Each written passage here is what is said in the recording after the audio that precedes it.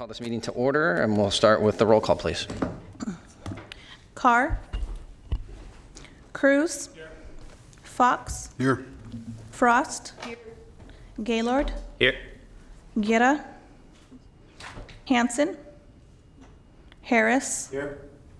Kennedy. Here. Lee. Here. Natoli. Peters. Cerna. Terry. Okay. We have a quorum. We have a quorum, so with that, we'll move on to the Pledge of Allegiance, which today we'll have led by Director Gaylord. Sorry. I pledge allegiance to the flag of the United States of America and to the republic for which it stands, one nation, under God, indivisible, with liberty and justice for all.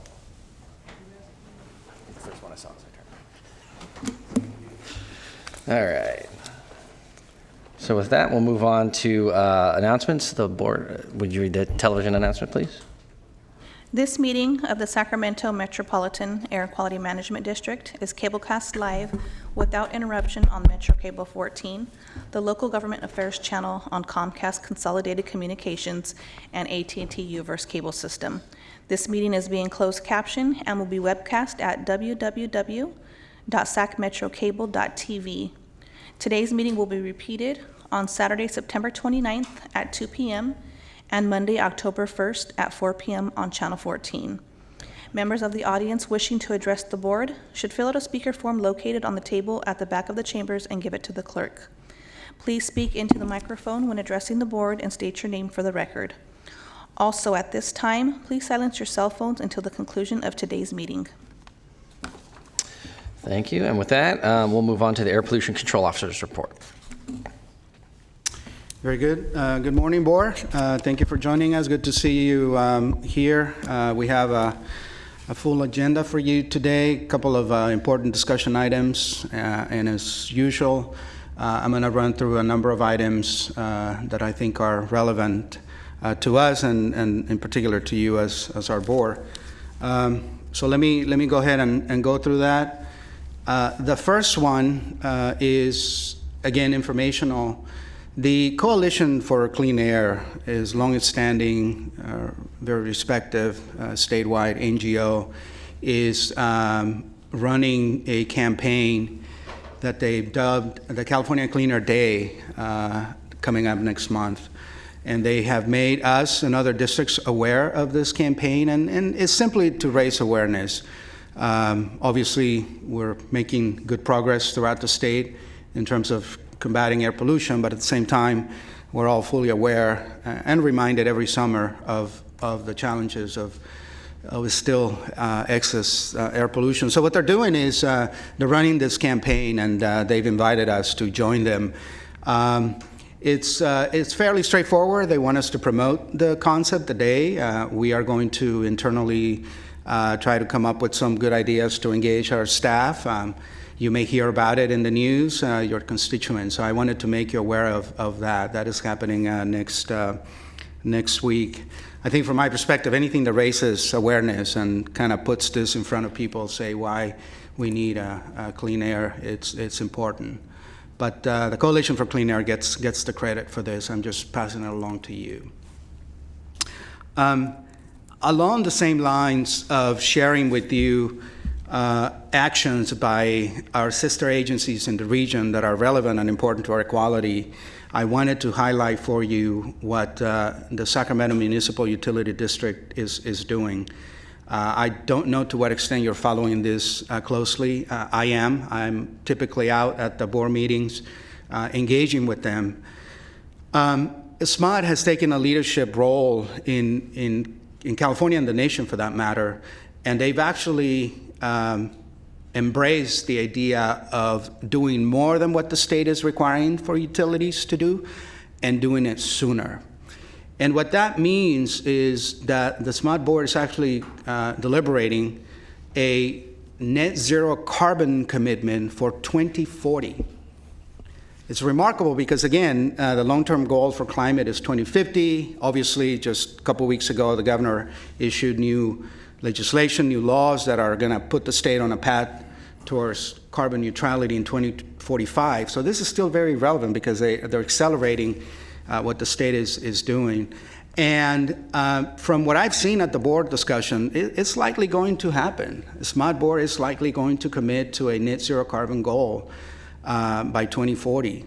Why is that important? Obviously, because we're talking about a huge utility, the 6th largest municipal utility in the country. And clearly, as you have heard from us, and we focus on electrifying transportation as the biggest source of our emissions, we want to make sure that the electrons that go into the cars of the future are green electrons. So this step is very consistent with what we want to accomplish.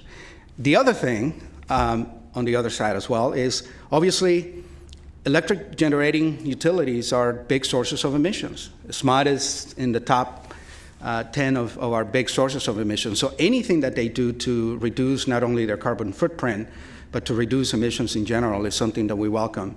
I wanted to share that with you.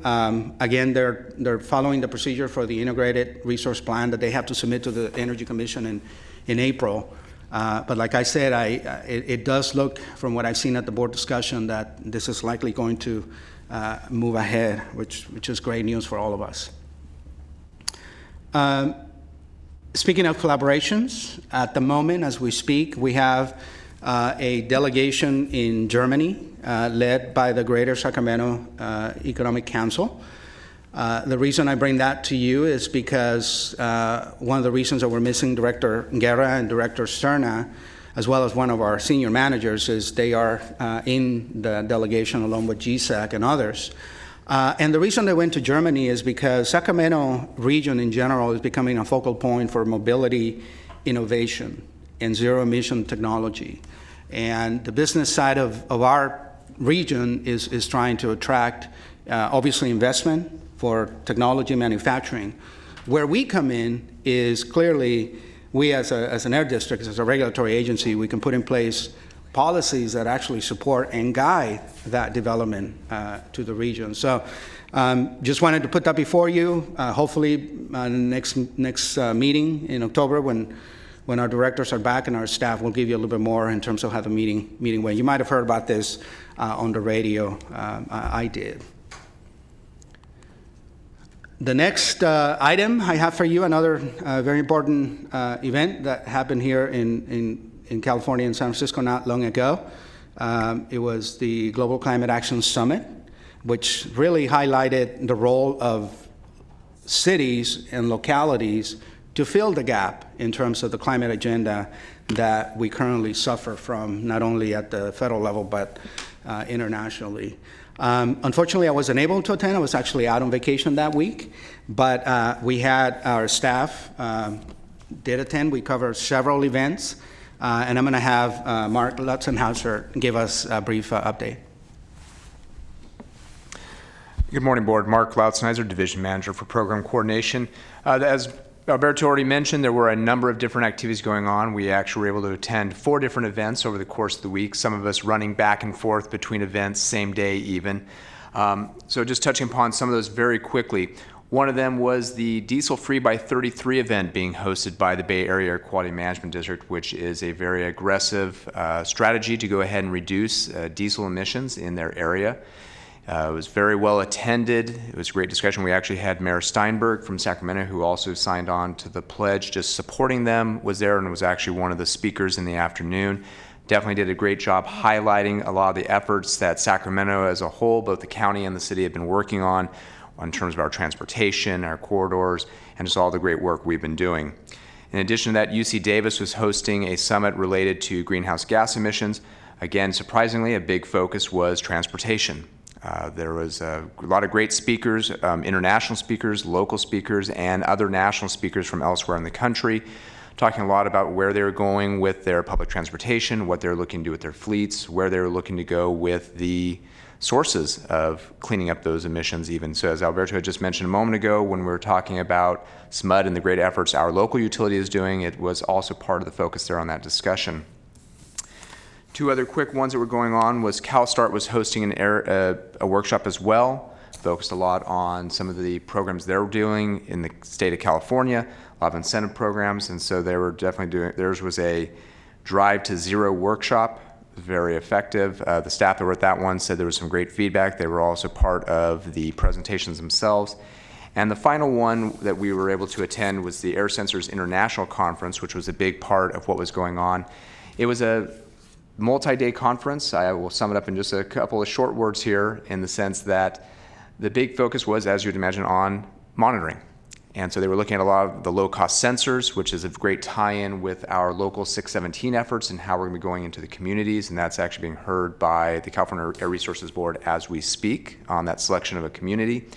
But also then the importance of how those sensors do compare to the regulatory monitors themselves, and that they are not a replacement for the regulatory monitors, and a lot about how we message that information to the public. So as they do look at data that comes in from these low-cost sensors, and they see some numbers that may otherwise seem high, that they don't become alarmed unnecessarily.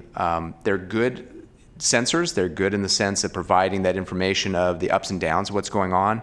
The relative nature in the morning, if it's lower, afternoon it picks up, that is true. Is it reading, for example, an 80 when the actual regular monitors are reading 20? No, we gotta trust the regulatory monitor, but the ups and downs and just that helping to give them that information, though, is very effective, and the messaging will be a key piece as we move forward, both with this technology as a whole, but also as a good reminder as we move forward with our AB 617 community monitoring. And that's a quick wrap up on the Global Climate Summit. Thank you, Mark. As Mark mentioned, one of the key policies that was rolled out, a key pledge, was this effort by the Bay Area Air Quality Management District, diesel-free by 33. It is relevant for us because obviously diesel combustion is a big source of emissions for us. Diesel emissions are also known carcinogens. That's not to say that other combustion is good for you. Diesel emission is the one that has been studied the most and is recognized. And what I want to leave you with is Mayor Steinberg, on behalf of the city of Sacramento, did make the pledge. She was there. Obviously, we were in conversation with the city, talking to his staff. It's a pledge, so now comes the tough part of trying to figure out exactly what it means for our region. But again, this is very consistent with the agenda for clean air that this agency has embraced for many years. The fact that we're going to continue to push to clean technology, we're going to continue to push for getting access to state investments so that we can buy our way into lower emitting sources, all the way down to zero as soon as we can. So stay tuned. We'll bring you updates as they develop. And the last thing I want to share with you, and I was hoping that we would have at least Director Hansen here, but unfortunately he's not feeling too good this morning, and we're missing Director Guerra. The reason I wanted them here is because they were actually part of the press event that Mayor Steinberg and Mayor Cabaldan held a couple of weeks ago to roll out this new idea of the Mayor's Commission on Climate Change. I had mentioned this before to you in one of my reports. It is out there. We began to convene the large group of actors that are going to contribute to it. We have yet to define precisely the scope and the depth of what this is going to do. But again, from our perspective, this becomes another very important tool. It'll give us a platform to run ideas through other folks, to collaborate, to sort of get unified behind a common goal and an agenda that can help us amplify and leverage the things that we can do as an air district. So again, just wanted to share that with you. Also stay tuned as we develop more concepts and a precise idea in terms of what we're going to do with this. We'll bring it back to you.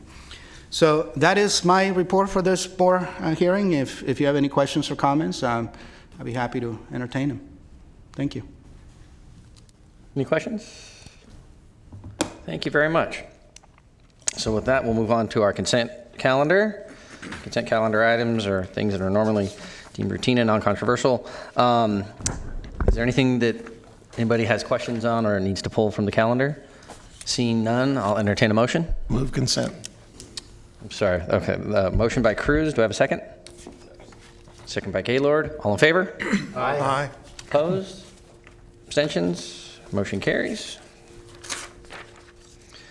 Okay, so we'll move on to our discussion calendar, and our first item is item 5, District Authority over Cannabis Operations Final Staff Assessment. Now here's something that I bet Director Guerra would have wanted to hear. Considering I'm pretty sure all of it's being grown in his district, or will be. Good morning, Board, Chair Terry and the rest of the Board. My name is Brian Krebs. I'm a Program Supervisor in the Stationary Source Division in the Permitting Section. And today I'd like to give you a brief presentation on our final assessment on permitting and enforcement authority over cannabis operations. Just as a little background, we met and I gave a presentation back in January earlier this year where we gave some potential impacts due to this new emerging cannabis industry. And at that time, we gave some preliminary assessment as to what kinds of regulatory authority we may have over the operations. Since that time, we've formulated and finalized our authority, and that's what I'll be giving you some information on. But that authority was this gone off? Okay.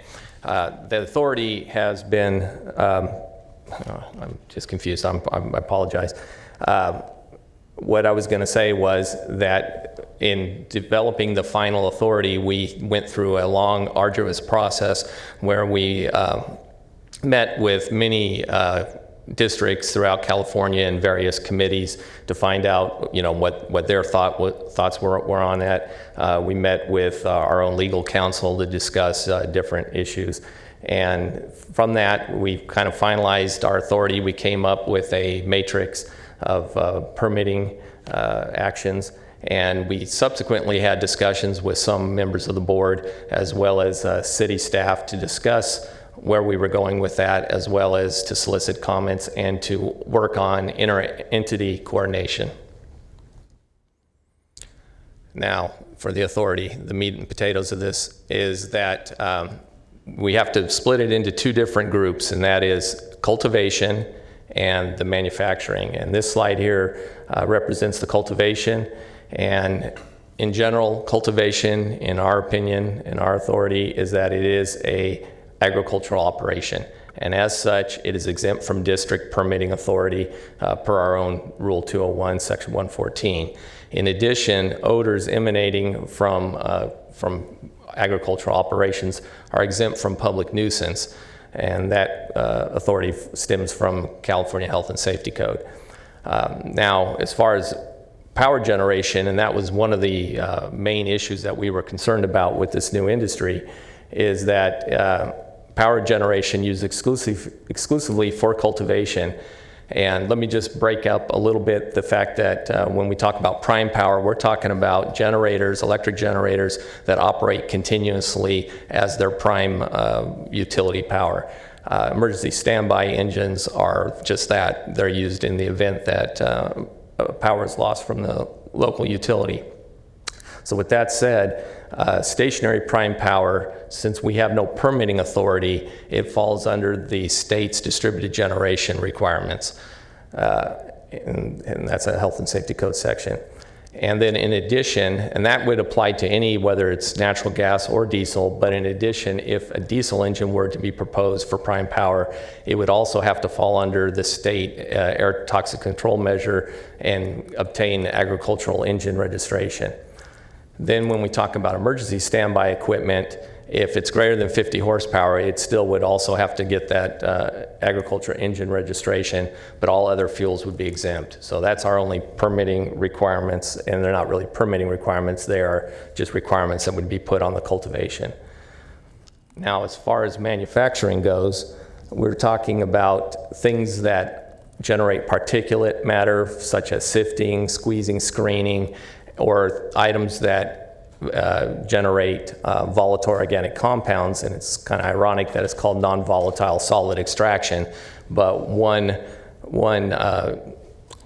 determination of that is that ethanol is considered by definition of this definition to be non-volatile, but as far as the air district is concerned, it is volatile, so we would be concerned with that. And then as far as permitting requirements go, it really because manufacturing is not considered agricultural, it falls under our normal permitting requirements and exemptions, and that essentially is the 2 pounds per day. If it's greater than 2 pounds per day, then it would require a permit for either the particulate matter emissions, if there are such, or greater than 2 pounds per day for VOCs from ethanol in the so-called non-volatile solid extraction process. And then as far as odor goes, in general, if a facility is not required to get a permit for any of the other 2 requirements that we just mentioned, then we could still require a permit if it's been determined that it's necessary in order to abate a public nuisance. So in other words, if we receive odor complaints or other health concerns from VOC emissions that are less than the permit criteria up above, we would require a permit for the odor control and abatement of that. And then on the power generation side for manufacturing, we do have permitting authority, but again, it falls under our normal permitting authority, and that is that power generation, natural gas or diesel, stationary or portable, a permit would be required if the engine is greater than 50 horsepower. And it would also be required, even if it's less than 50 horsepower, if it's determined that it's part of a process that ordinarily would require a permit. And then lastly, or conversely, permit would be exempt if it's less than 50 horsepower and not part of a process. And then as far as combined operations go, that's operations that have both cultivation and manufacturing. The manufacturing part of it would require permitting in accordance with the requirements for manufacturing, and it would only be exempt if the applicant could prove to us that it is solely used in the cultivation side of it. But if it has any operational characteristics that apply to the manufacturing side, then it would require a permit. One of the questions that was asked of us was about illegal cannabis operations. And so we had to look at what we could potentially do as far as our authority goes. And if we're talking about manufacturing or combined operation, a permit would be required, or if yes, meaning that if a permit or if the emissions were such that they were above our permitting thresholds, then the potential violation of District Rule 201 would be the failure to obtain a permit. Again, this is for illegal manufacturing operations. And then on Rule 402, nuisance, since we do have nuisance authority, it would be potential, assuming that they did cause a public nuisance. As far as illegal cultivation, Actually, we have a quick question from yes. Director Natoli. Yeah, just as you're talking about illegal cultivation and or operation, you say without city permits. In the other jurisdictions, maybe with the exception of Alton, is considering some changes. The unincorporated area, and I believe other cities, have prohibited both grows and manufacture, and so that would apply even though we don't have, there's not a structure in place for permitting legal operations. Illegal is illegal, and so therefore those would apply in those other jurisdictions as well? well, I guess what we're saying is that from a city standpoint, it's illegal because they didn't get the proper authorizations. But from an air district standpoint, it comes down to whether or not the emissions are above. But you missed my point. My point is if if they're not even permitted and they're operating, they could still be in violation just because there's a structure to permit legal versus illegal operations in the city of Sacramento. In the unincorporated area of the county of Sacramento, I'll let other cities speak for themselves. If it's not permitted at all, and they were to utilize equipment that was in violation of air standards, they would just be in just as much a violation without permits there as well, right? That's correct. Okay, so I want to be clear because it says without city permits, and that would be multiple cities and or counties because there's not a regulatory structure for permitting them at all in most of those other jurisdictions. And I just want to be clear about that because it's not just, the question's been asked in the city of Sacramento, but this would apply in the county. So you could have similar violations in the unincorporated area. Is that correct? That's correct. Okay, those rules would apply. And just to emphasize the point, Director Natoli, you're absolutely correct. And we will make an adjustment to make sure that we clarify that point. Okay. But illegal is illegal anywhere in the county. And to the extent that we are able to have access and find it, then what we're talking about in terms of our authority would apply. Or you got brought to you by a code officer or some other, or a law enforcement operation, then you were looking at multiple tracks for approaching the illegality, then the Air District could be brought into it. I'm not saying you'd necessarily be doing the enforcement initially, but you might be brought into the overall structure of a case that was made against a particular operation. That is correct, and that has been a point that we've made very clear, because obviously we're not first responders. Right. We're not going to be the ones going in first. But to the extent that there is a process, and this has been part of the conversation with the City of Sacramento, to the extent that there is a process by which we can then determine that the limit of 2 pounds per day has been exceeded, then this would apply. So we will make that adjustment. The point is well taken. Thank you. Thank you. Okay, moving on, as far as engines, power generation goes, again, if we're talking about just cultivation, they would be exempt from a permit, but other potential violations that we could potentially process would be the distributed generation requirements or the diesel ATCM, the stationary diesel ATCM. That would be if those equipment fell into either one of those categories. And then as far as illegal cultivation operation, since again there's no district permit requirement, and we don't have permit or nuisance authority over it, essentially we have no regulatory authority to write a violation under those circumstances. And then as far as potential fines that could be assessed, depends. Typically we're talking about failure to obtain a permit, and you're looking somewhere in the ballpark of $1,000 to $25,000, and it's a range. Another issue that we want to talk about are other potential impacts, and that would be from VOC or greenhouse gases from cannabis waste, the disposal of cannabis waste. We did a back-of-the-envelope calculation and determined that we're talking probably around 40 acres of cannabis grown per year. And currently, the majority of this cannabis waste is disposed of at the county landfill. You may be aware of SB 1383, which is the short-lived climate pollutant regulation that pertains to organic waste from methane or organic waste methane emissions. It's essentially organic waste diversion. And we had to try to figure out whether this additional acreage was factored in on that at all. And conversations with Cal Recycle believes that the cannabis waste will represent a very small portion of the overall green waste. So they didn't specifically account for it in their process. However, it's a very small amount in the overall scheme of things. So they don't foresee that as causing much of a problem. And then lastly, as far as next steps, we are currently working on developing, or we have developed a web page that will have information on there, such as the permit applicability matrix that someone can look to see whether or not they need a permit application forms, and contact person.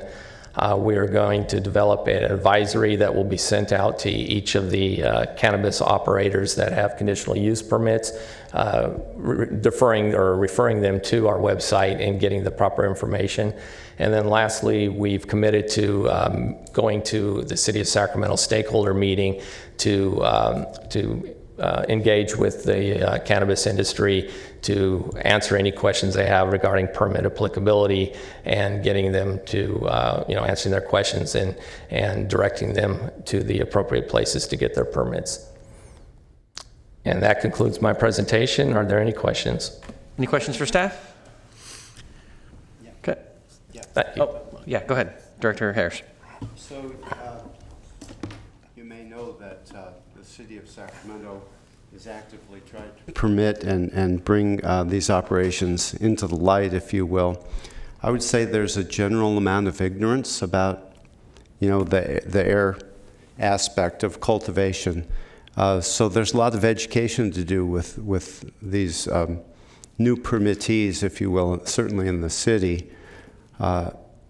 do you have a plan at this point about, other than going to stakeholder meetings, do you have any other way to purvey the information about them complying with Air District rules?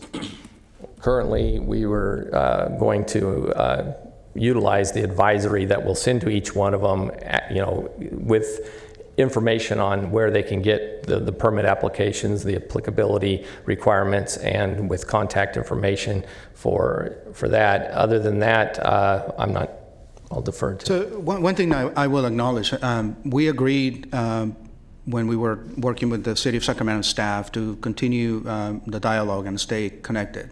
And they were hoping that they will provide a platform when they have their own meetings before council and otherwise to try to help us get the information out. But if the board has any suggestions,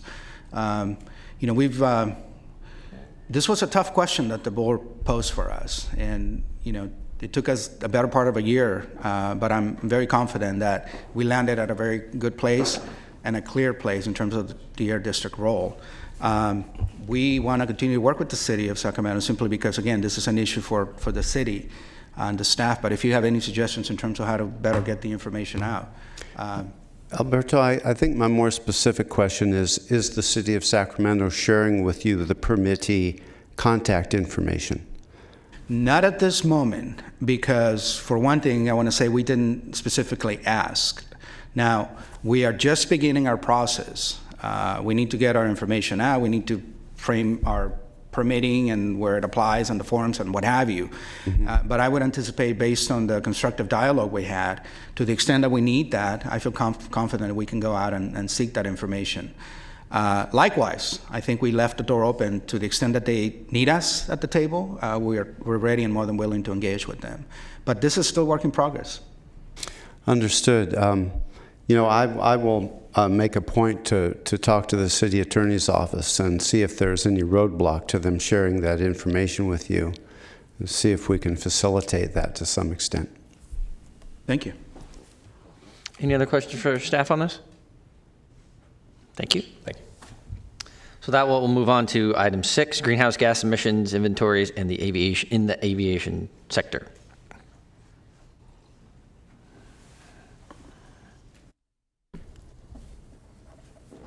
Chair Terry, members of the board, I'm Paul Philly. I'm a program supervisor with the Transportation and Climate Change Division here at the Air District. And there's been a lot of exciting changes that are upcoming in the aviation sector, and we thought this would be a good time to talk about it a little bit and what it might mean for the region. So when it comes to greenhouse gas emissions, the transportation sector is the largest in California at 41%, and aviation represents about 2.5% of that, or 1% of the total slice. A couple things to remember is that this inventory only counts flights that begin and end in the state of California. If you think globally, it's about 3% of the global emissions when you factor in things like international and interstate flights, and it is a growing sector. The other thing is we're only talking about emissions from the airplanes themselves. So for example, Sacramento International is currently converting its shuttles from the parking lot to zero-emission Proterra buses. That would not be counted. So to be clear, it's just in this inventory, we're only talking about the direct emissions, which typically come from either jet fuel or from aviation gasoline or avgas. When it comes to jet fuel, we don't have a lot of information or control because it's exempt. We don't permit it. It's done at the airport. It's federally regulated, and there's not a lot of zero-emission options today when it comes to replacing this fuel one-for-one. However, for avgas, or aviation gasoline, it is permitted by the Air District, and it's currently dispensed in 6 different facilities throughout the county. The amount of throughput that happens is about 322,000 gallons a year, and to give you a sense of scale, if you compared it to all the other gasoline sold in the county, or the district, I should say, it's about less than 0.1%, or what a Costco would sell in 10 days, or about what 3,000 cars would use over the year. One thing that is a little bit special about avgas is that it is the only transportation fuel that's leaded left in this country. And so reduction of that inventory also has other localized health benefits we should consider. When it comes to reducing aviation emissions, the state of California has really gone all in on mode shift. So if you look at the Greenhouse Gas Reduction Fund, a lot is going into high-speed rail, TIRCP, or the Transit Intercity Rail program. And so they want to start reducing those Northern California to Southern California trips. The other thing that also might be possible in the future is electrified automated vehicles. So if someone has a meeting at 8 o'clock in the morning in Portland, it's not outside the possibility you could hire a van conversion and then sleep and then wake up in Portland for your meeting. We're also seeing a lot of desire in the industry to go to increased fuel economy. So one of the big selling points of the new Boeing Dreamliner is that it uses less fuel than a typical airplane. So there's a lot of investment going on in that area. And we're also seeing actual zero-emission planes taking off in this sector as well. So the first electric plane flew in 1917, but we actually have a modern Pipistrel Alpha Electro being tested right now in Fresno under an experimental FAA license. Central Valley is a great place to learn to fly, generally good weather, generally flat. But currently the FAA doesn't have a really good regulatory scheme for electric aviation. So that's something that needs to happen so that this sector can start to grow. When we're talking about how quickly the innovation is happening, right now we've got big players like Boeing and small startups. Wells Fargo is investing into this space. And to give you a sense of scale about how quickly this could happen, ARB seriously started talking about electric and zero-emission vehicles for cars in 1990, and today in 2018, they're generally available. Whether you want a compact, an SUV, a box truck, you can get something zero-emission. A country in Norway recently passed a regulation that all of their short-haul flights in 2040 is going to have to be zero-emission. So while it took electric cars 28 years to ramp up, we see electric aviation taking off in 22 years. When we're bringing it back home to the Sacramento region, as we wear other hats and do other things, a couple things we may wish to keep in mind. When we're doing things like electrifying ground equipment, it's basically getting electricity or hydrogen to a location is the expensive thing. It doesn't take too much more to upsize and add an additional plug. So we may want to think about multimodal opportunities when we're making these investments for charging of planes. We also have directors missing because they're trying to bring innovation to the region in our technology corridor. And so Central Valley is, and especially the Sacramento region, is a great place to be thinking about, do we want to try to support this industry and bring that investment to this region? There's also, we're a farm-to-fork capital. We have a lot of planes going around over the rice fields and other crops, which has a duty profile that fits very much with the short-range, short-hop, and cheap fuel, because it only cost about $2 to fill up that Pipistrel. So that could be a potential synergy we could have. And finally, economic inclusion is something that we may wish to consider. For example, the Young Eagle program here locally, and well, nationally, takes kids up in airplanes to get them excited about the aviation sector as a potential way to join the economy. And flight school is very expensive, and a big part of that is the fuel. So if we can bring down the cost of learning to fly and getting involved in aviation, we can see more potential opportunities for that. So to conclude, there's been a lot of very exciting innovations happening. There is a way for this region to be involved if we choose to be so. And I'd like to introduce Joseph Oldham from CalSTART to talk a little bit about the sustainable aviation project that's been happening in Fresno.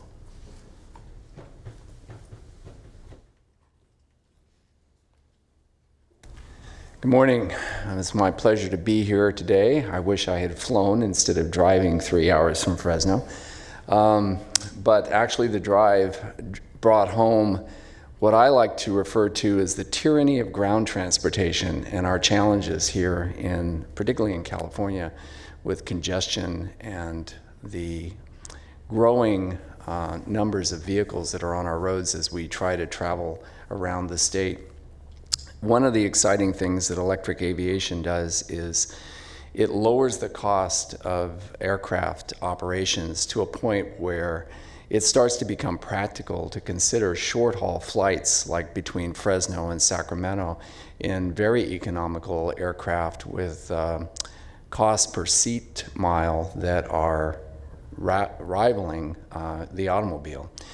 One of the exciting things that I've been able to do with the Sustainable Aviation Project, and I'm the one that's flying the aircraft, so if you want to know what it's like to fly an electric airplane, I can tell you. I have about almost 90 hours of flying in these aircraft now since we received them in March. And they are amazing. And they do some amazing things that you can't do with a piston or a turbine aircraft. And their efficiency is quite phenomenal. I drive a Chevy Volt, and I have had this car for over 5 years. And my typical electric fuel economy is about 4 miles per kilowatt hour. The Alpha Electro will actually beat that, and it beats it by quite a bit. I get typically with the Alpha Electro about 4.3 miles per kilowatt hour, and that's cruising at 73 miles per hour. If I was trying to do that in my Volt, I couldn't get that kind of fuel economy. So the efficiency of these aircraft is quite amazing, and it'll be transformative. One of the exciting things is that electric propulsion allows us to look at designs of aircraft. Paul didn't really show you some of the exciting eVTOL, which electric vertical takeoff and landing aircraft designs that are out there. We've actually been working with the companies that are building these aircraft. Some of them, such as Kitty Hawk, have actually sent their test pilots down to fly with us in the Alpha Electros. We've also had visits from Boeing and Boeing Horizon X, who've been down and evaluated the aircraft and flown in them. And what we're seeing is this growing interest in taking this technology and really expanding it and democratizing it, where these aircraft can then operate at a level that the average person can afford to either fly in them, which is Uber's plan with their Uber Air service to provide a very low-cost air taxi kinds of service in congested environments like the Bay Area or Los Angeles, and also to provide effective short-haul flights like, say, between Sacramento and, say, Reed Hillview in San Jose. It opens up the opportunity to use underutilized airports all across California and all across the United States. And that's why NASA and a lot of the folks at the FAA are really excited about this. And we are working very closely with the FAA. So, you know, Paul did a great job of explaining everything that's going on in this sector. So with that, I'll just kind of close it off. And if you have any questions, I'd be glad to answer. I love how we're following this right after the big air show in my city. Yeah, exactly. Presented with the county, of course. Any questions for, yeah? My understanding is the cost is less. You said miles per kilowatt hour. What is the cost per kilowatt hour? Well, or is that a comparable? How do you compare? Well, the cost per kilowatt hour is, well, I mean, it's what you pay with the typical commercial electric rate. We're paying about 20 cents a kilowatt hour for our power from PG&E down in Fresno. That's quite a bit less. Yes, it is. What is that rate in the SMUD area? Like 8 cents. Yeah, it's probably lower than that in SMUD. peak hours, So the aircraft typically takes about 15 kilowatt hours to do a typical flight. So we're paying 20 cents. So it's about $3 for each flight. And I can fly for about an hour on a charge and still have a healthy reserve. The aircraft has about a 60 nautical mile range at its most economical cruise speed, and about 50 nautical miles if I really want to kind of kick it up there and fly about 100 miles an hour instead of about 75. And I've probably seen too many movies, but I have to ask this. Sure. I don't know how electricity responds to weather, or is there an event? I'm thinking of public safety in the way of passenger planes, whereby if it's an electric plane, is there a weather event that could disable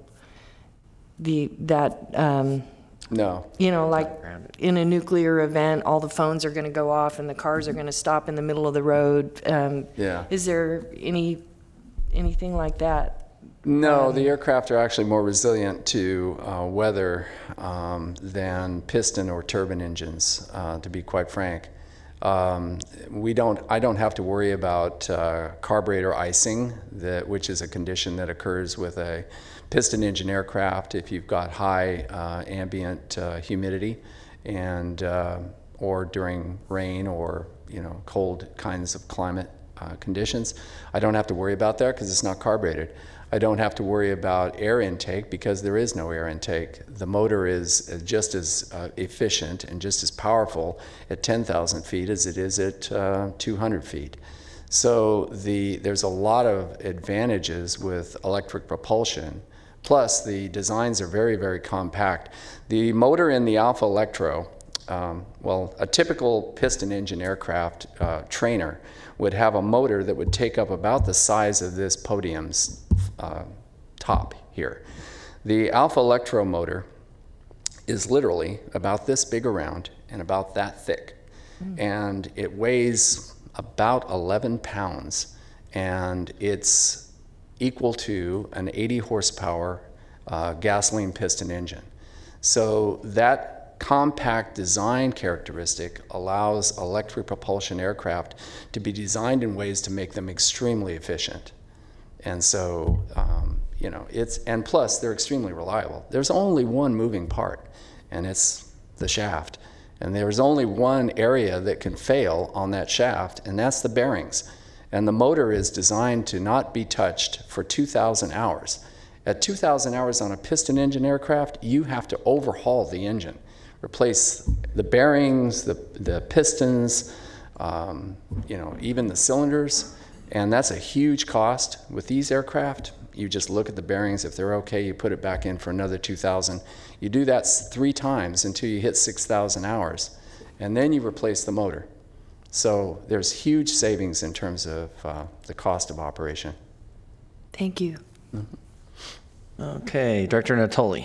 Yeah, yeah. Thank you for making the trip up here this morning.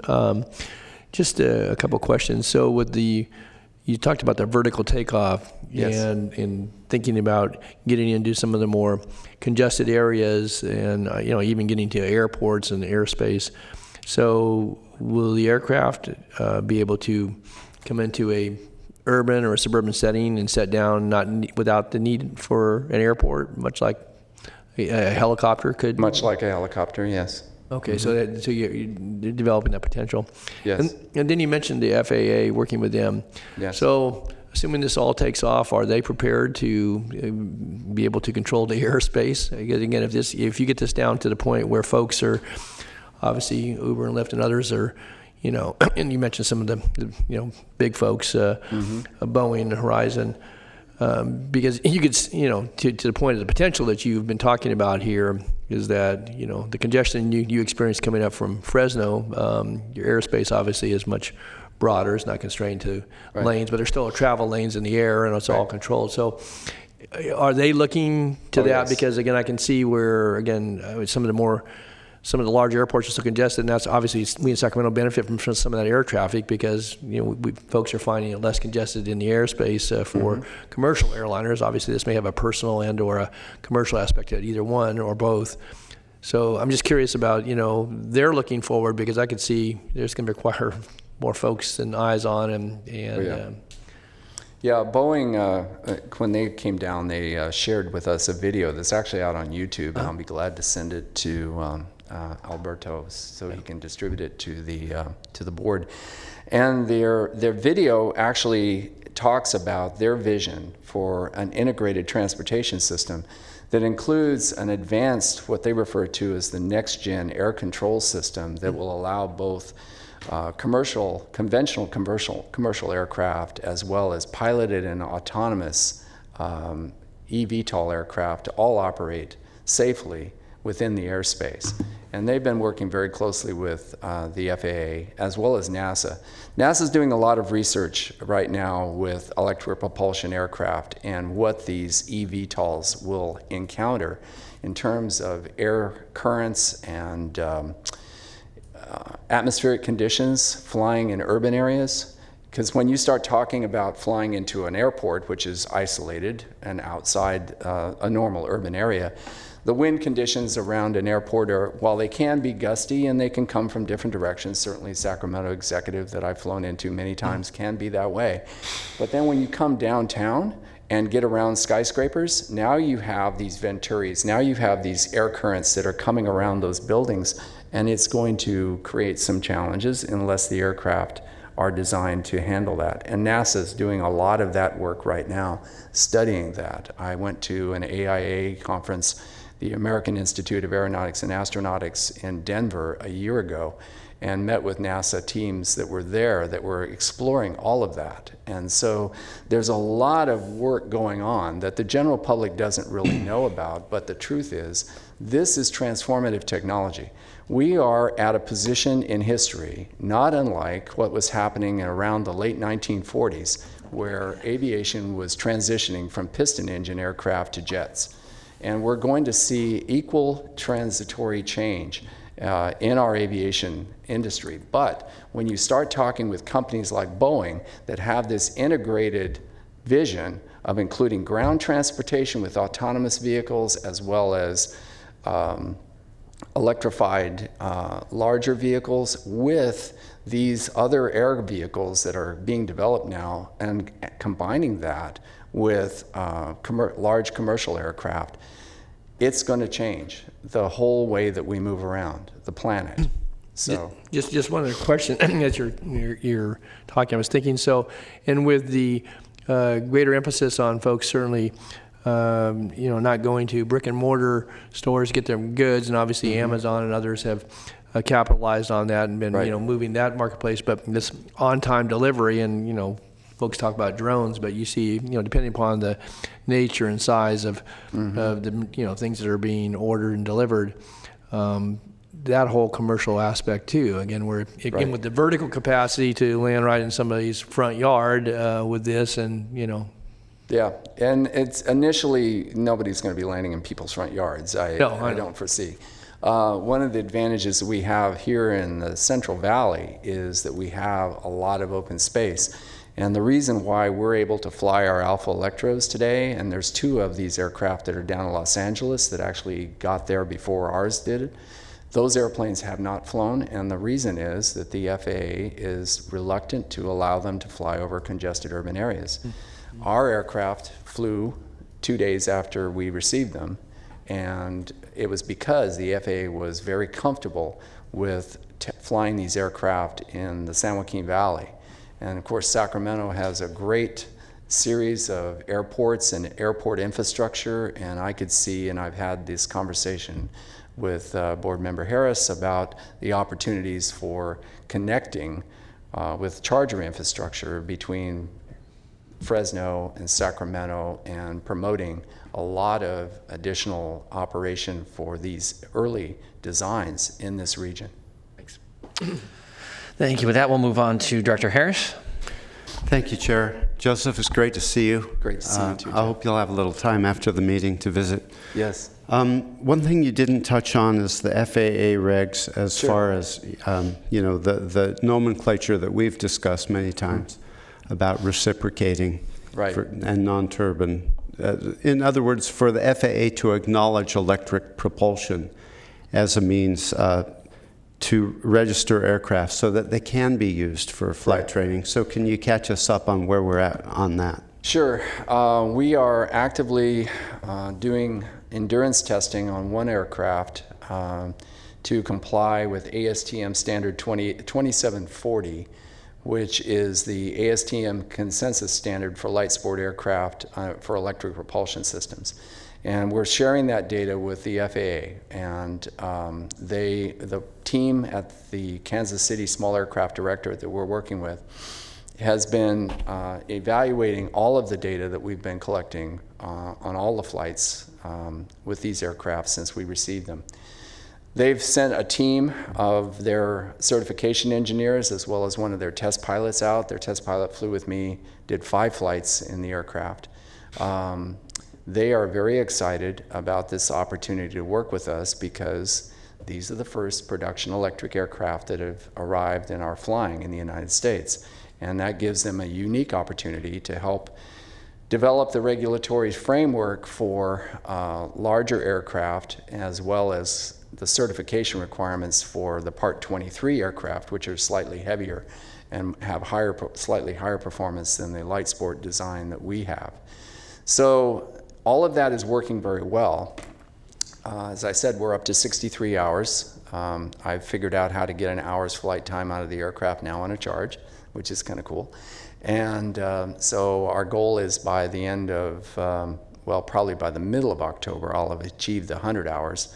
And then we'll be submitting our petition for exemption to the FAA, which we anticipate it'll be about a 120-day process to go through, but we anticipate it will be approved. And then once it's approved, the aircraft will be recertified to special light sport, and we can start doing actual flight training with them.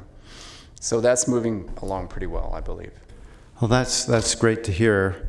I think that opens the door of opportunity to start bringing electric aircraft to the Sacramento region too. And of course, I share your vision of getting charging infrastructure between our two cities so that we can demonstrate that they can actually be cross-country aircraft as well as flight training. What probably some of my directors don't know is that when you're learning to fly small general aviation aircraft, most of your flights are near your home airport and a duration of like 45 minutes. So electric propulsion aircraft could supplant piston airplanes completely for flight training. The cost savings is dramatic, and Joseph has pointed out many times that there are tremendous opportunities for regional pilots. A lot of the Vietnam era pilots are aging out, and there is a tremendous demand for new pilots. This opens the door, and especially for people of modest income, to get into aviation, which has always been beyond the reach of people of low income in the past. So there's just tremendous opportunity here.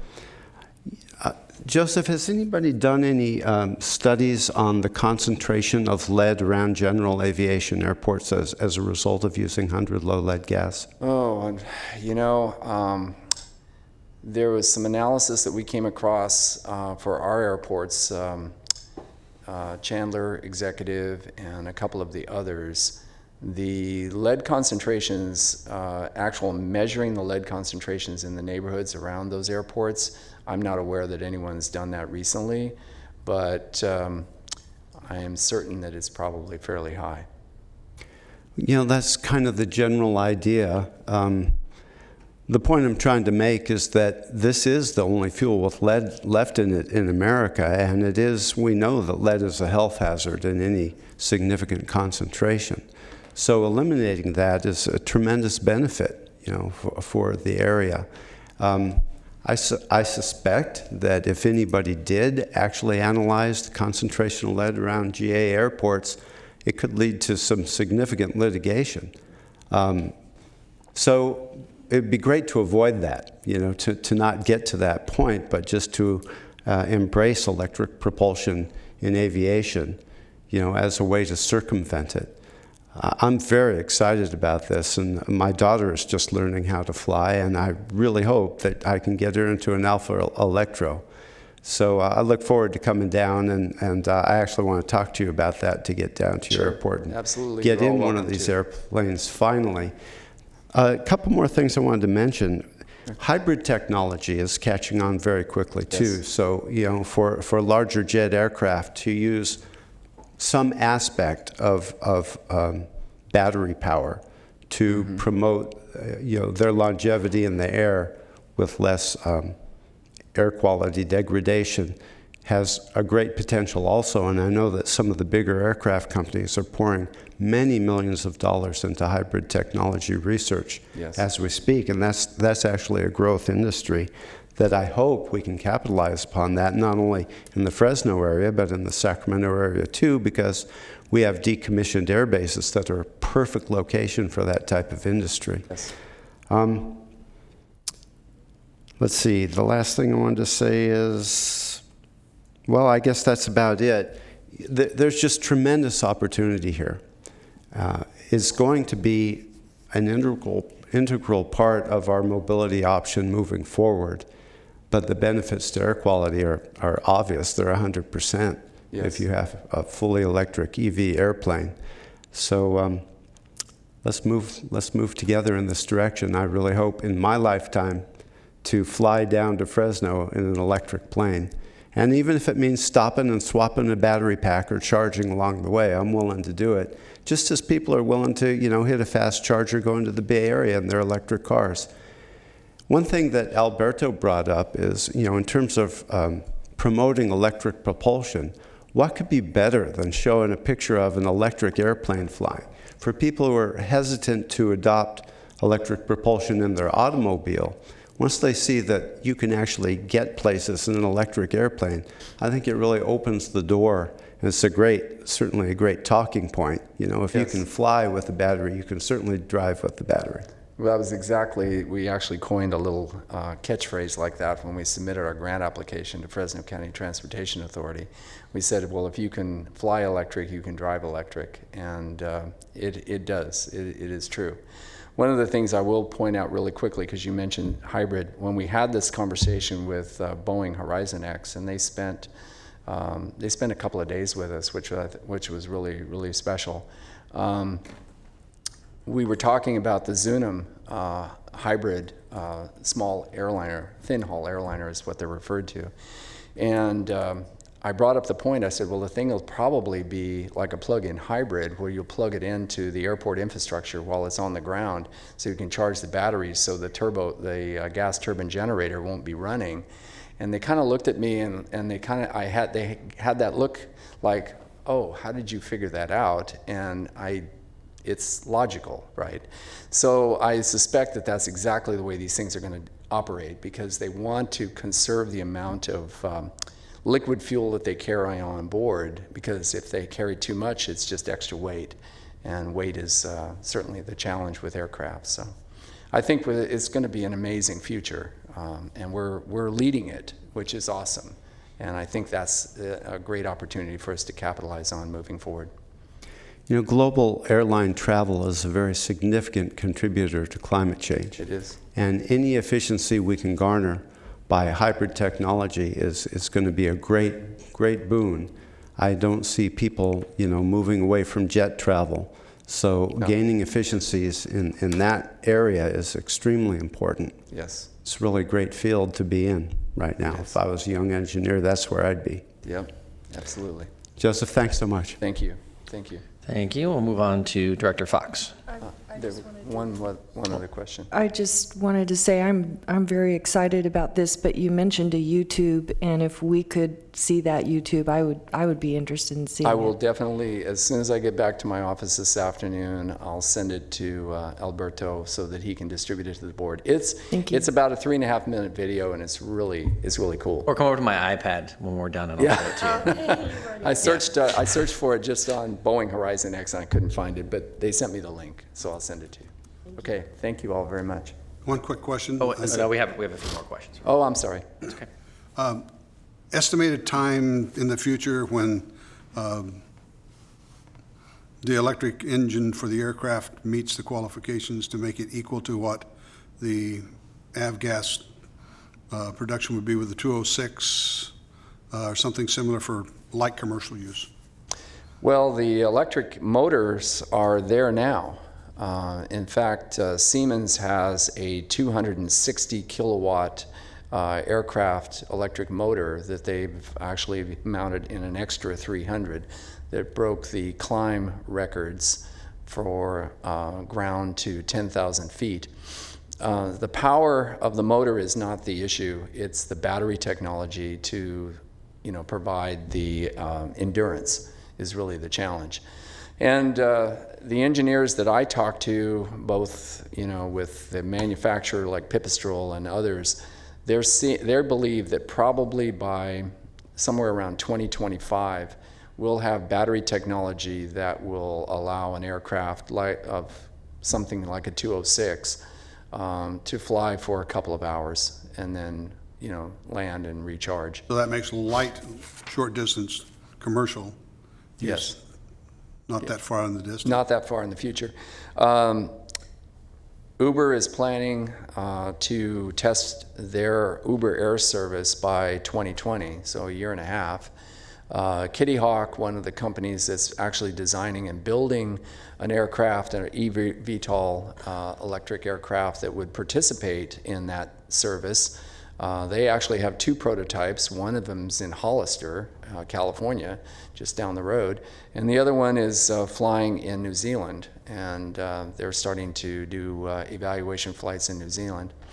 So, and they're just one of number of them. The FAA told us that they have seen over 100 designs of these aircraft coming through their doors for initial certification evaluations. So this is not a small thing by any means. So if we can get the batteries there, we've got the capability of, We get the batteries there, we've got the capability.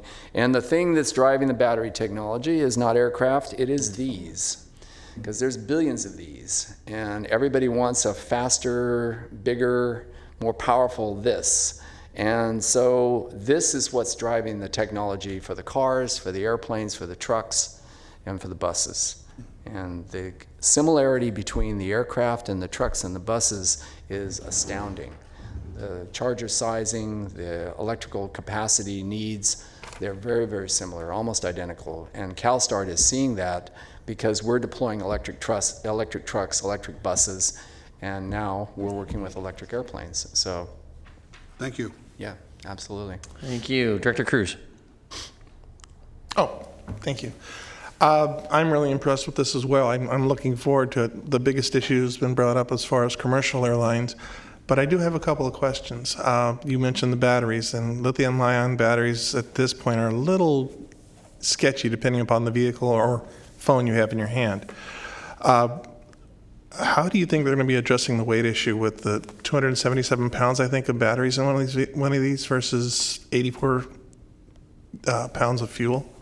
Yeah, it's, well, for the Alpha Electro, it's not a problem because the way Pipistrel designed the aircraft, the Alpha Electro is the same performance and weight and characteristics as the gasoline version. The big difference is with electric, you can't offload fuel to add more payload. So your payload is your payload. And so I'm more limited than if I was flying a gas version of the same aircraft.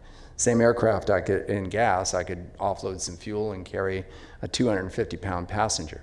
In the Alpha Electro, I can't. I'm limited to 200 pounds.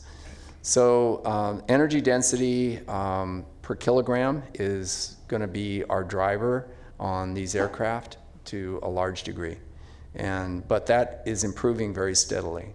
And so, everybody that we are talking to foresees a day within a next 3 to 5 years where you're going to get energy densities per kilogram that are going to approach gasoline, but probably won't quite get there because gasoline's like 700 watts per kilogram in terms of its energy density.